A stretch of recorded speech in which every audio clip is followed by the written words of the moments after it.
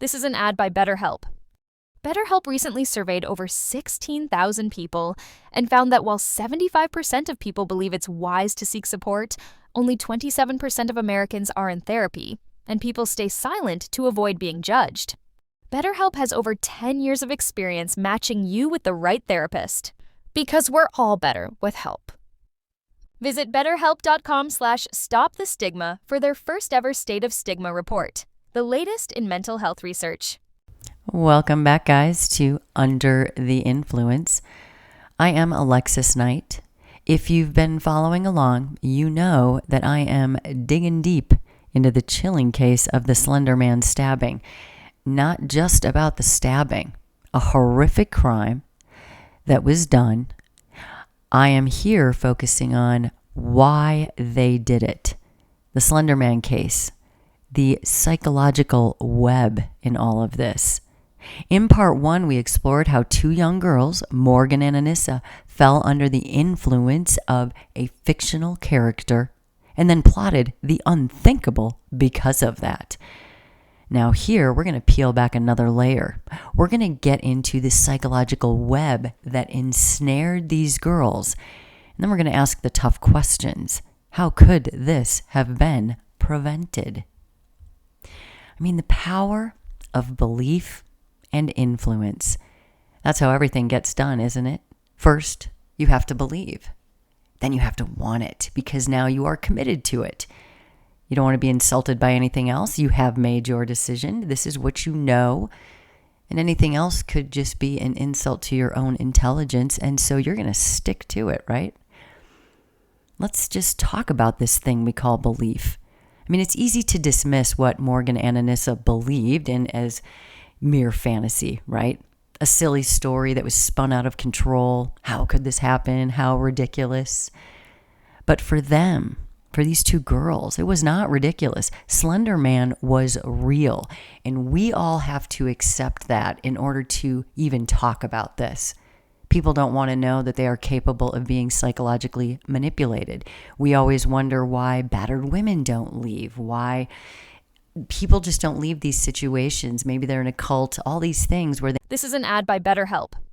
BetterHelp recently surveyed over 16,000 people and found that while 75% of people believe it's wise to seek support, only 27% of Americans are in therapy, and people stay silent to avoid being judged.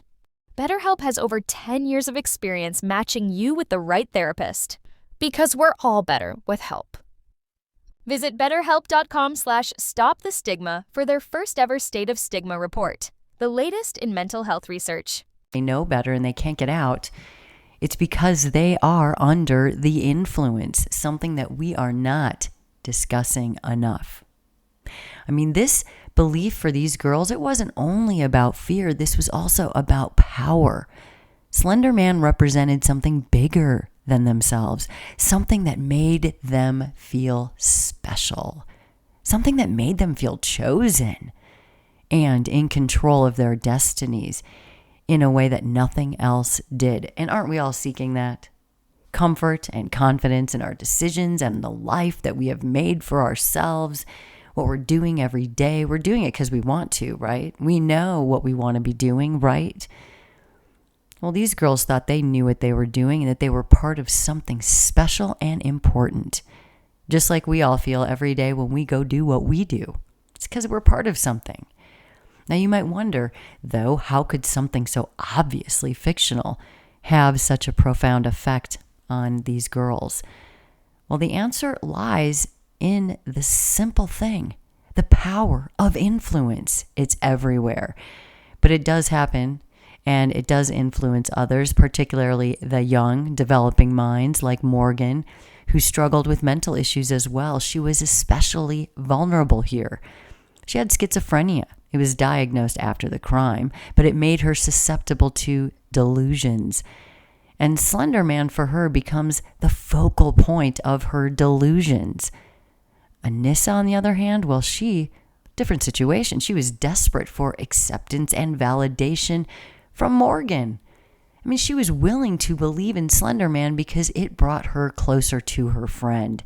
And let's face it, if one person has less confidence and someone else seems to have it all, we're going to try to believe what they do, right? Run with the winners.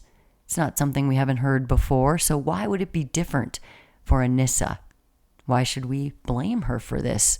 Should we? Do we? I don't know. Now, let's talk about the role of the internet in all of this. We can't ignore the role the internet played in this story. The digital age in general has made it easier than ever for people to find communities like them, communities that make them feel good.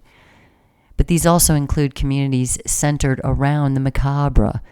For Morgan and Anissa, the internet was a place where their darkest thoughts were not only validated, but they were amplified.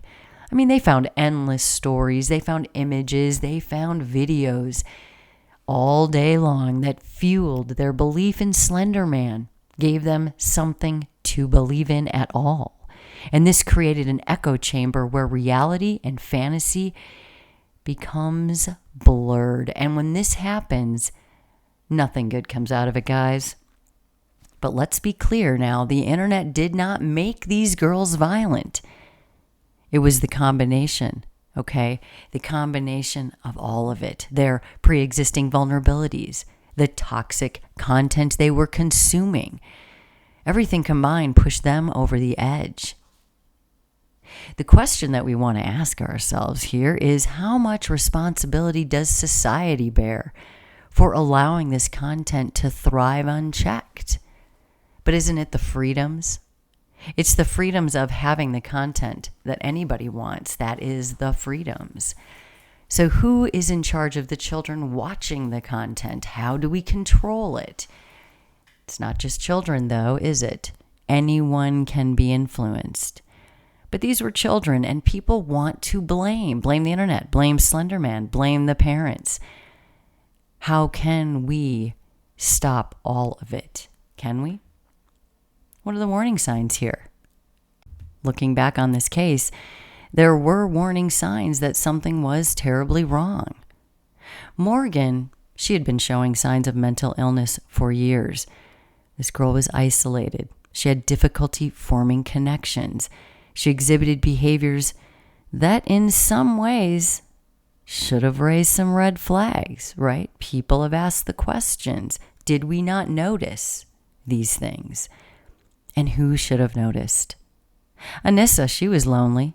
She was struggling with her own issues of self-esteem and her own identity. I mean, both girls were clearly in need of some help, but their cries for help went unnoticed. Or worse, they were just dismissed as typical adolescent behavior. This brings us to a critical point. I mean, how do we recognize when a child is being influenced to the point of danger? I mean, it's easy for everyone to say, well, we should have seen it coming. I mean, I just laid out some things that were already going on. But the reality of real life crime, guys, is that it is much more complex. Mental health is still stigmatized. Warning signs are often brushed aside as just a phase. Let's not get upset here. It's just a phase. Because we don't want to be overly dramatic, right?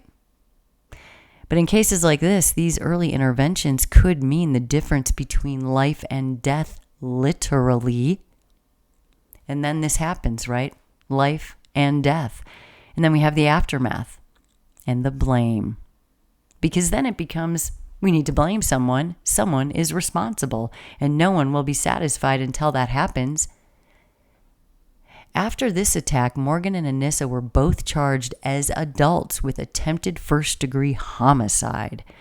The trials that followed were a stark reminder of how the legal system struggles to deal with cases where mental illness and manipulation are at play. And that is the point of this. Morgan was sentenced to 40 years in a mental health institution, and Anissa got 25 years. Now, no doubt they needed mental help after this, right? But here's where the real debate begins. Who is truly to blame? I ask the question. Morgan and Anissa were undoubtedly responsible for their actions, right? But they were also victims at the same time, weren't they? Victims of their own minds, victims of a culture that did not recognize their needs, and victims of an internet that fed their darkest impulses. Was justice served here? Did the system fail to acknowledge the full scope of what led to this tragedy? I mean, what about the creators of the Slender Man myth? They were adults? Could they be charged as adults for anything? Do they bear any responsibility for what happened? They have the freedom to put out the content they want. This is a fictional character. What do we do? These are the questions we need to ask, but of course there are no answers, and so the questions stop being asked. We just need the blame. The girls are put away. Everything's quiet. Let's not talk about it anymore. In this episode here, we have looked into the psychological factors that drove two young girls to the brink of madness.